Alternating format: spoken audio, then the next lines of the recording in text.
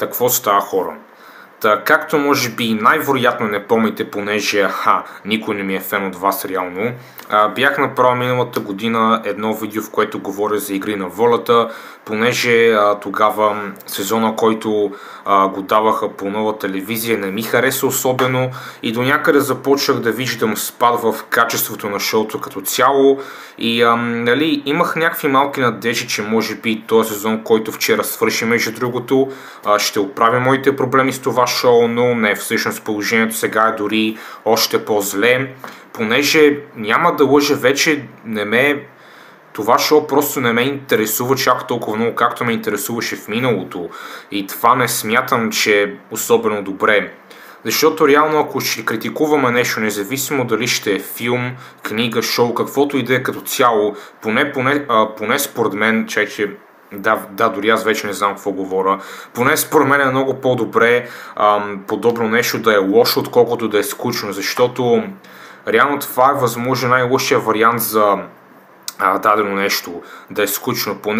Поне като е лошо се говори за него, поне като е лошо, получава коментари, независимо дали ще са негативни или не. Така че нека си поговорим за, ако не се лъжа, сезон 6 на Игри на волята и какво е моето лично мнение за него.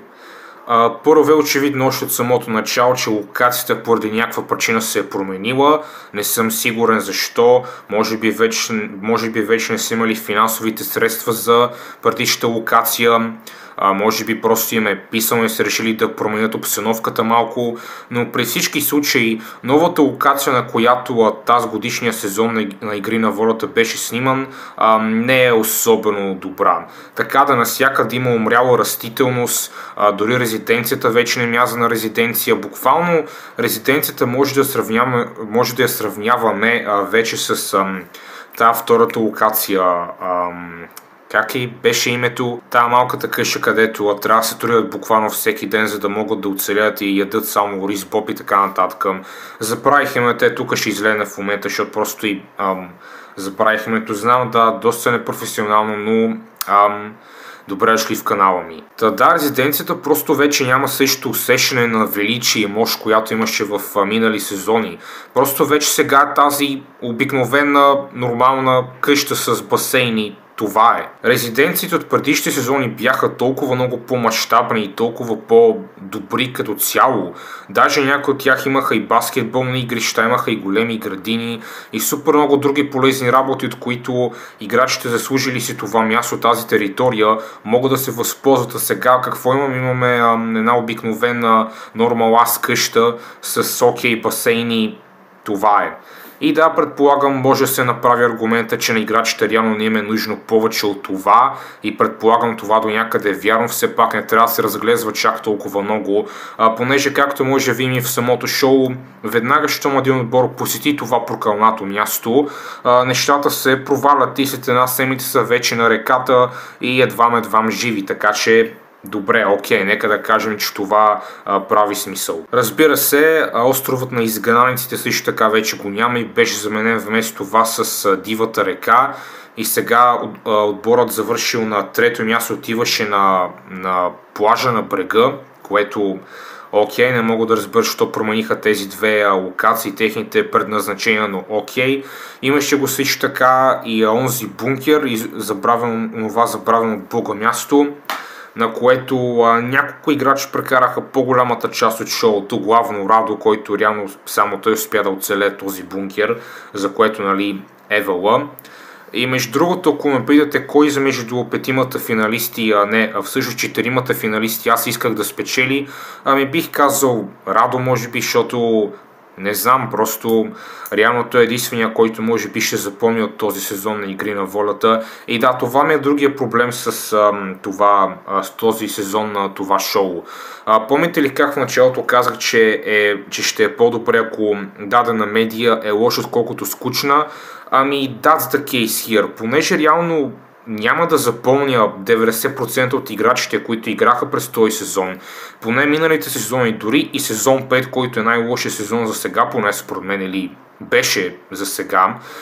Дори този сезон имаше някои емблематични и запомнящи се лица, като Мартин Елвиса, Мастагарков, Да, сега какво има този сезон? Какви звезди, какви култови имена и играчи, с кои култови имена и играчи ще запомним този сезон? Ами Раду, Павел предполагам, понеже той е известен за разлика от останалите, Гешев предполагам, той между другото от Пазарджик, откъдето съм и аз, by the way, така че до някъде симпатизирах и на него, въпреки че знаех, че няма абсолютно никакъв шанс да спечели финала, понеже първо това шоу е нагласено и второ, защото беше станало просто твърде дебело. Но все пак, дори самия факт, че стигна до толкова далеч, поне за мен беше изненадващ, понеже още в първата си елиминационна битка, ако онзи ангел не беше толкова тъпо животно и беше играл малко по-смирено, най-вероятно Гешев още тогава ще да отпадне и реално да, Гешев трябва да е благодарен за факта, че Ангел се контузи по толкова налеп начин, иначе щеше да е out, plain and simple. И като стане дума за финала, да, знаех, че Мартин императора уж, макар че не знам кой му е императорското, но окей. Знаех, че той ще спечели при абсолютно всеки случай, дори ако Мартин накрая беше направил онзи обрат, Добрин беше направил онзи обрат, най-вероятно щяха буквално да му отнемат наградата и щяха да дадат на Мартин въпреки всичко, казвайки, че той е измамил по някакъв начин. Но да, беше доста ясно, че Мартин най-вероятно ще спечели финала, понеже защо пък да не е. Той е императорът, той е най-добрият играч през този сезон, което поне според мен е пълен BS, by the way, защото през повечето време игрите или бяха нагласени така, че той да ги спечели в 99% от случаите, или играеше с жени. Сега, разбира се, няма нищо лошо в това. Не казвам, че жените от тази годишния сезон не бяха слаби или пък нещо. Имаше доста силни и добри като играчи и жени, това въобще не го спорвам, но все пак едно е да играеш с жена и едно е да играеш с мъж. И съм напълно убеден, че ако примерно Мартин беше играл срещу някой от рода на Раду, а може би дори и Павел в елиминационна битка, тогава може би щеше да загуби. И да, ако играта, разбира се, не беше нагласена по негов имидж. Примерно, ако беше някоя силова игра, със сигурност Раду, Павел, може би дори Гешев и реално всеки друг мъж в шоуто щеше да успее да го победи, но все пак това е мое мнение. Разбира се, сега не казвам, че Мартин е лош играч или пък нещо такова, но беше доста очевидно, че шоуто го буташе. Сега няма какво да се заблуждаваме, това беше чист и ясен факт още от самото начало. По принцип, шоуто беше по-умел в това да крие своите любимци early on, но сега, когато шоуто има любимец, иска да побута някой към победата, то тогава става доста ясно, доста бързо. И играчът, който бива един вид санкциониран, който бива прецакван по някакъв начин, примерно, защото неговият опонент получава играта, в която той е най-добър, фактически, тогава този играч е ясно, че ще бъде прецакан и че шансът да спечели е доста малък. И реално това какво ни казва, че шоуто не се е променило по абсолютно никакъв начин от предишният пети сезон, който аз считах и за най-лош за сега. Сега поне според мен сезон 6 е най-лошия сезон, защото няма да лъжа, някъде по средата просто загубих интерес към този сезон. Дори не се е бавам. Може би последният около месец или месец и половина от контент за това шоу аз напълно пропуснах, понеже просто шоуто вече не ми беше интересно и героите не ми бяха интересни, особено единственият интересен беше може би Радо, както вече казах, останалите не чак толкова имаха цялата личност на дърво, на туалетна хартия, на хартия за гъс, толкова интересни бяха героите в този сезон. И както вече казах, ако шоуто имаше една доста добра сила, която показваше в абсолютно всичките си сезони, дори в най-лошите си, беше факта, че създаваше емблематични и забавни характери, на които ти може да се подиграш без абсолютно никакъв проблем или безпокойство.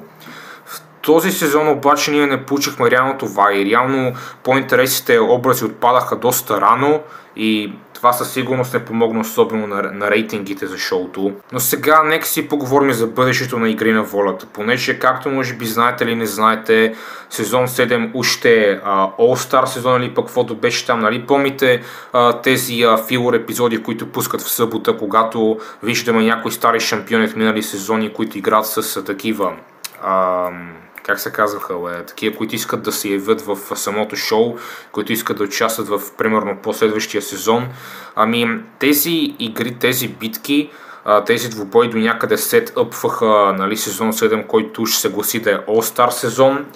И не смятам, че, нали, шоуто ще си промени плановете или пък нещо подобно. Напълно съм убеден, че това все още ще си е All-Star сезон, но както може би знаете, Димо се забърка в някоя лайна напоследък и, нали, там ходи в съда и така нататък. Знаете най-вероятно цялата история, не е нужно да я обяснявам тук.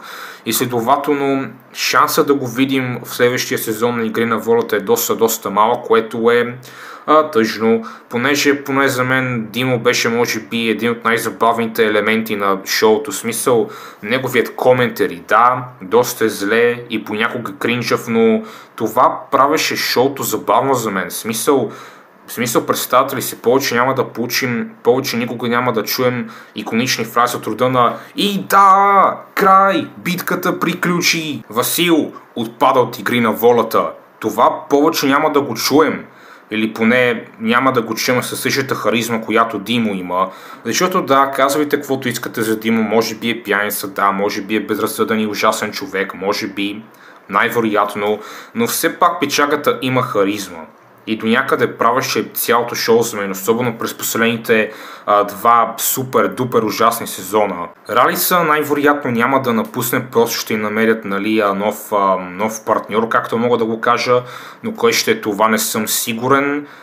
Майче го сяха една жената от Big Brother, че може би ще замеси Димо, но това не знам доколко ще е добре. Не знам, надявам се по някаква малка случайност да задържат Димо в шоуто и за сезон 7, понеже за мен той е най-забавният елемент вече на това шоу и просто то няма да е също без него и може би тогава най-сетне ще се откаже завинаги от това шоу.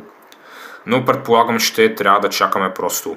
И да, както може би вече сте разбрали, както вече ви казах, вчера беше финала на шоуто. Аз не го гледах, понеже знаех резултата още от самото начало, а че именно най-вероятно Мартин ще спечели Игри на волята сезон 6 и той това стана. Отново не казвам, че той е лош играч или пък нещо подобно, просто беше твърде бутан от шоуто и беше твърде очевидно, че той е фаворит на шоуто да спечели голямата награда.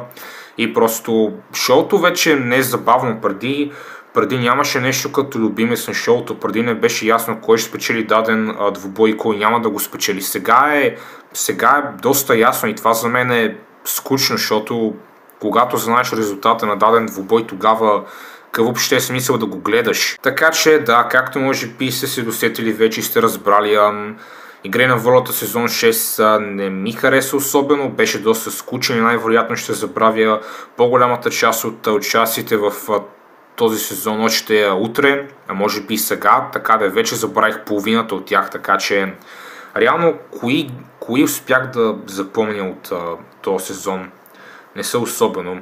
Както вече казах, Раду, Павел, Гешев, Мартин, Добрин, да, тук става трудно. Ония психопата Кралев, Ангел, ония шампион от началото, дето паднаше в самото начало. Кой друг? Пелипенко. И реално я запомня, защото има просто странно име и това е реално. И да, реално са това за друг в момента не мога да сета. Да, и Микяй, понеже отново има странно име. Не помня какво му беше персоналитето или пък нещо такова, помня само, че имаше странно име, затова го помня. И реално са това, да. Така че в заключение, Игри на волята е ужасно шоу, не го гледайте и да, чао!